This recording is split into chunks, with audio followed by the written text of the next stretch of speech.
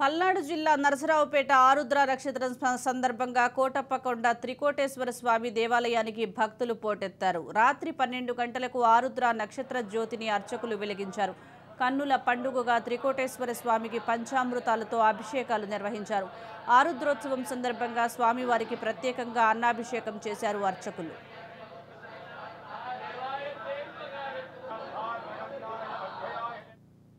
భూతి అభిషేకం, గంధాభిషేకము, కుంకుమాభిషేకము, తర్వాత హరిద్రయోదక అభిషేకము, తర్వాత స్వామివారికి తైలాభిషేకము. ఈ తైలాభిషేకము, అన్నాభిషేకం విశేషంగా ఈ కోటప్పకొండ దేవస్థానంలో ఒక్క ఆరుద్ర నక్షత్రం మాత్రమే జరుగుతుంది. ఇంకెప్పుడు కూడా మళ్ళీ సంవత్సరం దాకా జరగదు. కాబట్టి విశేషంగా ఈ రోజు తైలాభిషేకం జరిగింది. తైలాభిషేకం అనంతరం అన్నాభిషేకము. అన్నాభిషేకం అయిపోయిన తర్వాత రేపు పొద్దున్నే మహాగణపతి, లక్ష్మీ గణపతి హోమము, రుద్ర హోమములు, ఆ దక్షిణామూర్తి హోమములు ఇత్యాది హోమాలు మొత్తం జరుగుతాయి. రేపు మధ్యాహ్నం 12 గంటల పూర్ణాహుతి కార్యక్రమం జరుగుతుంది.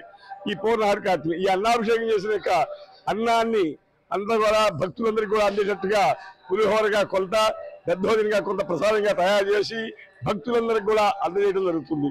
అదే ప్రకారంగా ఈ పంచామృతాలతోటి అభిషేకం చేసిన అభిషేక తీర్థం కానివ్వండి, ఈ భూతి కానివ్వండి, గంధం కానివ్వండి, కుంకుమం కానివ్వండి భక్తులందరికీ కూడా అందజేసేస్తాము.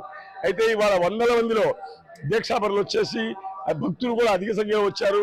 కాబట్టి ఆ స్వామివారి దర్శనం చేసుకున్నారు.